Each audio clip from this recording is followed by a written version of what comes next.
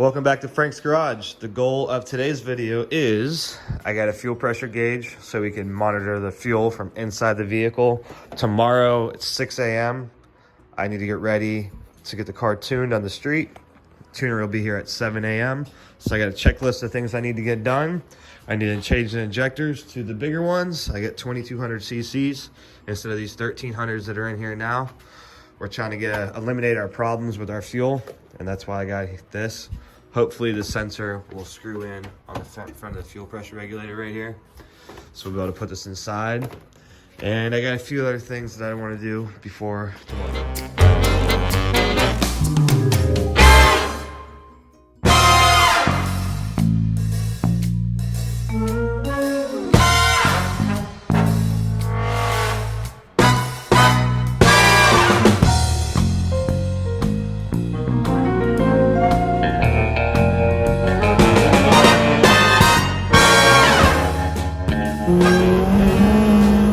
Step one is to see if the sensor that came with the fuel pressure gauge will fit on the front of it.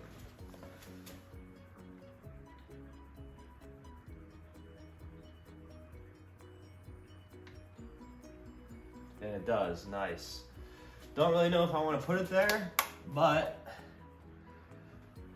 the other option would be on their rail and put the gauge there. But we're just gonna put it like this for now. It's all hopefully temporary.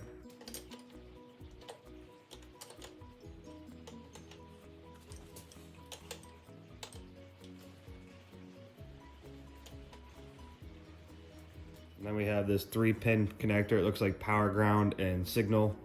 It's gonna get plugged in.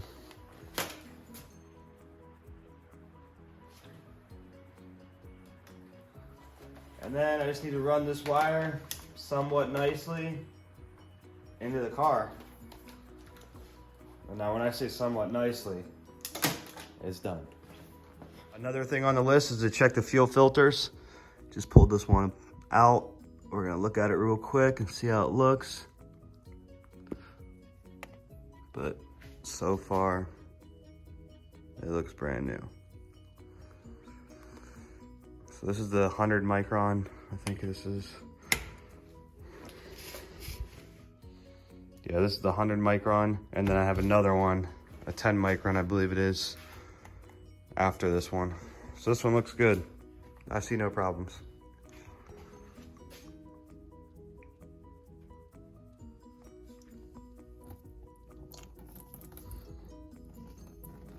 Looks like this is working pretty dang good too.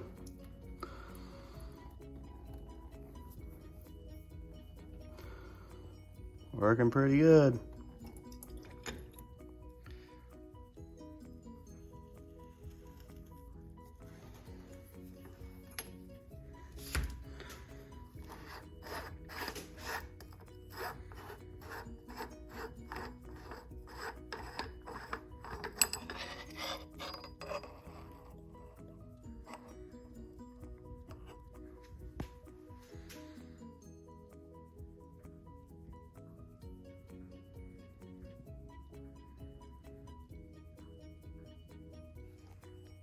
So this one looks pretty good too. I see one little piece of crap right there, but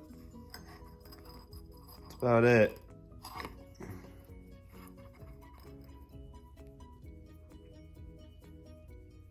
It's like nothing. All right, so the fuel filters looked good. Next up is to pull these injectors and change those out, and then we'll change the tune to get it running. I also ran the wire inside for the fuel pressure gauge. I still have to hook up the gauge, but no big deal there.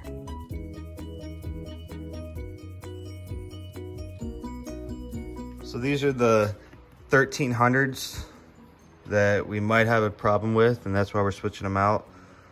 I mean, honestly, I hope it's the problem, even though these were a good amount of money, because it would solve our issue.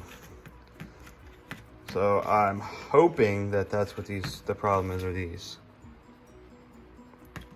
So we got the new ones. We need to see if they fit the same. I gotta look at them real quick and then I'll show you how I put them in. All right, so I got the new ones here. These are 2200s, and they actually came from Hunter Tunes.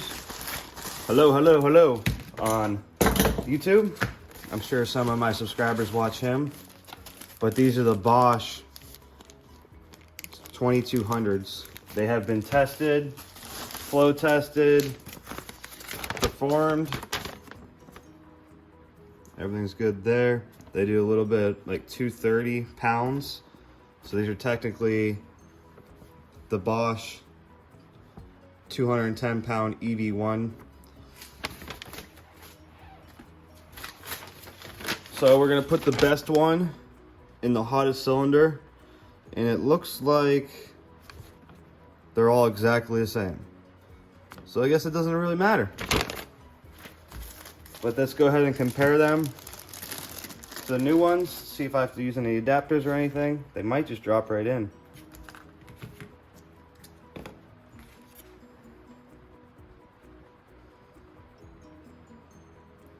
They might drop in. I think these have a hat on them. Maybe not. They might. No. They're not gonna drop right in. Wonder if I could switch the O-rings. It doesn't look. Wonder if I could switch the O-rings. The top looks fine, but the bottom O-ring on the old ones are bigger. I did buy hats for these top hats, but to see if we could do it a different way. All right, so I put the same O-ring on. Let's see what they look like compared to the old ones now. And it might work. See, the tips are a little different.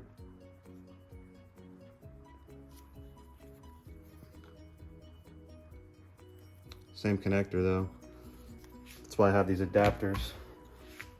Same connectors. EV1 to, I'm not sure what this is. I believe the factory injectors were EV1, and of course I had to cut them off to do a different set of injectors. This is my third set of injectors. Always lube your injector O-rings. You could use whatever you want, but I'm using assembly lube. It's pretty much what I use on everything. You guys can use whatever you want, but just lube them. Jelly or Vaseline or oil or whatever. Diesel fuel, transmission fluid, whatever you want to use. So I just test fit one of the new ones, and it looks like they should work out pretty good. Goes right in with the lube on it. And then I did test it into the fuel rail. It also fits there. So I think we're good. We'll pop all 4 of them in, and then we'll test for leaks because I had the fuel system all apart.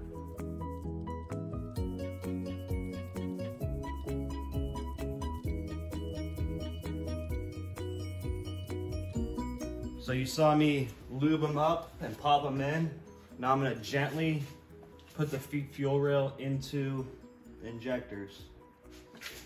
Some cars might be a little bit easier, especially if you don't have zip ties on all your wiring and fuel lines, like I do.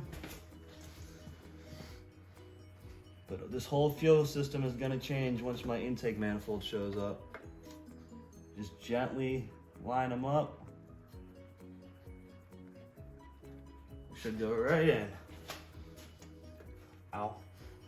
Try not to crush your finger. Right in. I'm waiting on my valve cover to be done powder coated also. Surprise color on that one. That's why I don't care about this valve cover leaking everywhere.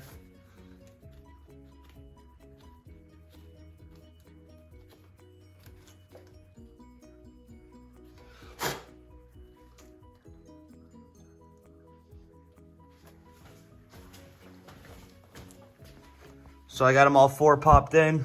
Can't wait till I get my Skunk 2 intake manifold. I can redo all this fuel system, the whole fuel system, the fuel sense regulator, everything. I'm gonna redo all of it. My radiator hoses, all my vacuum lines, but I don't wanna do any of that until I get the new intake manifold first. Different fuel rail, all the goods. So I'm gonna change the injectors in the tune real quick. I already typed in 2200. And then I need to get the dead times. They're on my phone, and then I'll manually enter those. All right, so I changed them from 7 volts all the way to 16 volts. I put the dead times in, and we're also going to go into the tune,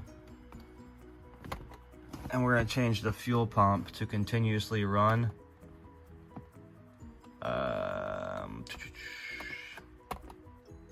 If I can remember where that is.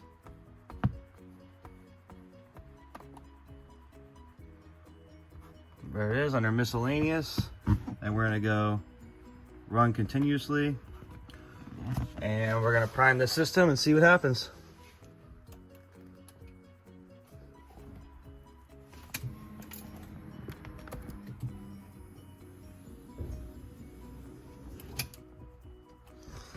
I gotta get up because I'm scared.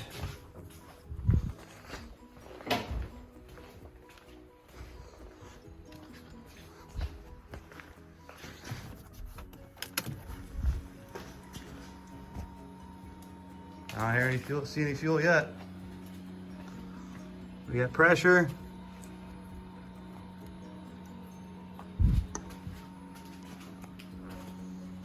Fuel pump's running.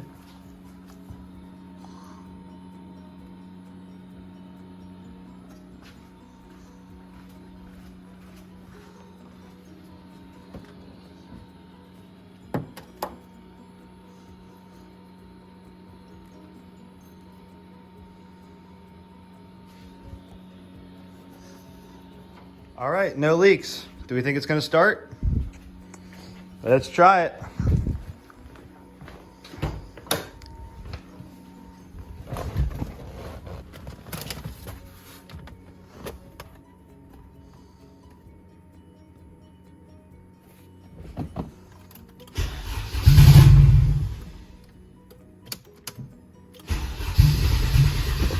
Give it some gas.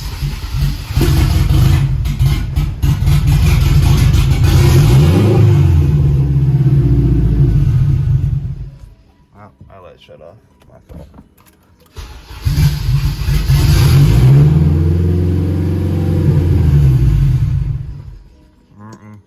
Don't like it.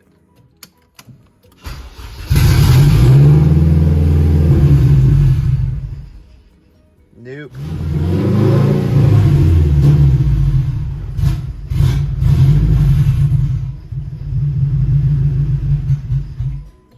Almost. Let's just add 10% fuel and see what that does. See if it's either rich or lean.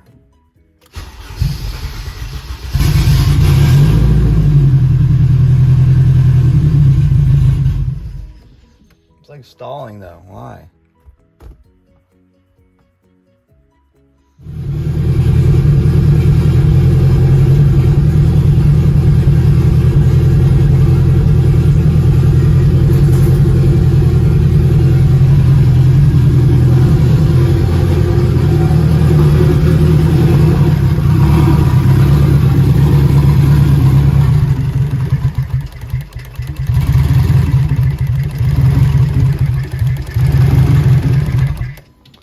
Man, you can hear those solenoids. They sound huge.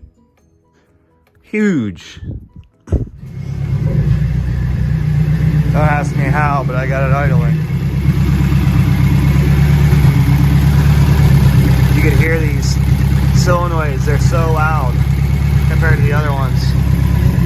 Well, she's running. Well, she was. So that's a good thing. So we're good, no leaks. So next step is to jack this thing up and tighten the traction bar bolts on both sides. They do hit the forks, the red bars down there, but the bolts do come loose a little bit, so sometimes they click a lot more than they should. So I'm just gonna double check them. Look at these sweet tires though. Toyo 225/50 16 R1Rs, proxies. They get nice and soft once it warms up. Well, I haven't really been able to try them yet because I haven't been able to get in boost since I got them. But I know they're gonna do good.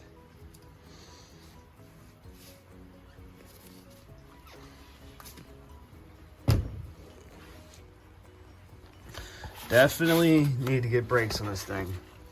These are still the same brakes from when I bought the car. Look at that pad, that rotor. Talk about hot. All right, so I ran the gauge just over here into the cup holder for now, so the tuner can see it, and then I'll decide if I'm keeping it or not. I don't really need it, but it's just trial and error, and I just ran it underneath the floor mat real quick. Just for now, test and tune. I also tighten the traction bars on both sides, so we're good to go. So that's it for the night. I'm gonna go to bed, and the tuner will be here at 7 a.m.